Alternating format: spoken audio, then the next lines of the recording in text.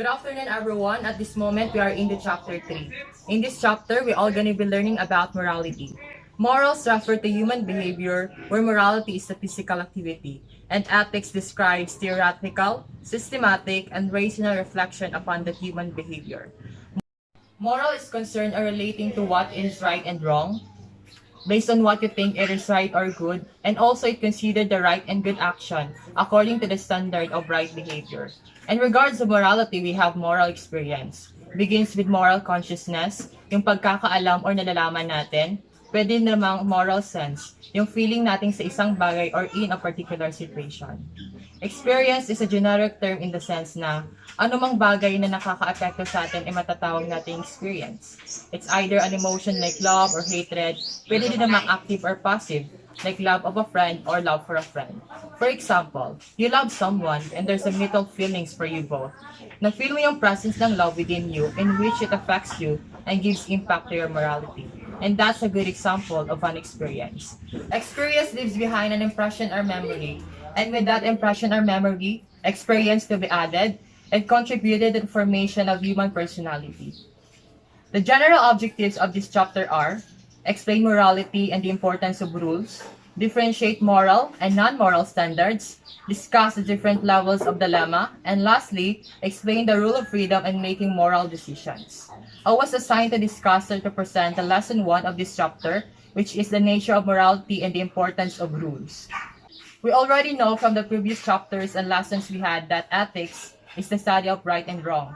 It is concerned about the rightness and wrongness of the human behavior. Everyone makes decisions each day that are essentially choices.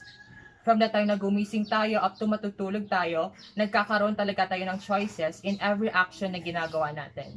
And of course, we have our own choices for that. For some, choices are considered strictly personal and no one else's business. Pero sa iba, even that simple choice has ethical ramifications. Other choices confront us as the day progresses. And then meron ding mga tao na bumabase sila ng kanilang choices according sa law ng kanilang country and also sa religion na pinagmulan nila. Pero mostly from those sources we had, hindi siya sapat or insufficient siya when it comes to decision making.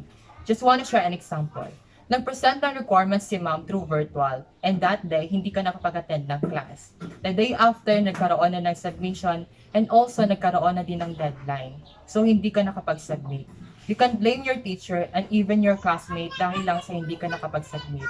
Dahil at first, you have the choice para mag-ask sa mga classmate mo or even sa teacher mo about sa requirements. And also, you have the decision para mag-compile or gumawa ng iyong output para makapagpasa ka sa deadline. Please always remember and let's bear in our minds that in every choices and decisions we had, it is our responsibility. And we are also responsible for every actions and behavior na ginagawa natin sa buhay natin. And it's a fact talaga sa moralidad ng tao na kung ano man yung ginagawa mo ngayon is magka-conflict talaga or magka-complement talaga sa future mo. Please be aware of our actions kasi hindi lahat ng ginagawa natin ay mabuti at hindi lahat ng ginagawa natin is nakakabuti. We're just humans and we're not perfect. The specific objectives of these lessons includes explain the kinds of morality and explain the importance of rules. Lesson outline. Ethics in your professions. In life, our behavior is governed by different norm systems. Pag sinasabi nating norm systems, ito yung pamantayan ng tama or acceptable behavior that are usually expected sa isang society. And also, it determines the rights and duties of an individuals. The word norm comes from the Latin word na norma, nang ibig sabihin ay yardsticks. Norms dictates what we ought or ought not to do. Kumbaga yung norm system na tinatawag, yun yung nagsisilbing instrumento ng pamahalaan o ng mga nakakataas para diktahan ng mga tao sa mga tamang gawain and to act as a good citizen. The norm systems governing by the behavior of a professional. Ito na yung dalawang uri ng morality. The first one is the individual morality. This refers to the individual values of a specific person and what they believe to be right. Individual morality is influenced of how a person was raised. It is personal value system. And the other morality is the positive morality. This is a set of norms represent to what it is considered right in the society in a particular time. To distinguish the two, individual morality, ito yung kung ano sa tingin mo yung tama. And then positive morality, kung ano sa tingin ng lipunan ng tama para sa lahat. From those morality, we have also sanction for disobeying it. For the individual morality, the sanction is guilty conscience, while in the positive morality, the sanction is the social sanction. Law. Laws protected the society and prevent anarchy by regulating behavior. Ito na yung legal norms na pumoprotekta sa mga tao sa bad action ng ibang individuals. From that law, we have public law, also referred as criminal law. Umiikot lamang ito between states and individuals.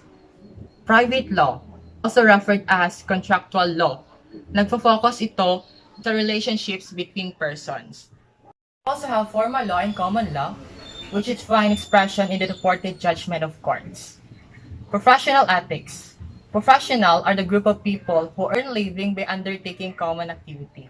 Ito yung mga tao na po-provide ng rules on how a person should act towards the other people and even the environment na kinabibilangan niya.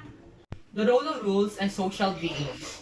To define a rule, it is a set of guidelines which has been established at countries and communities and has been accepted by all. And also, communities to be followed by its members of society.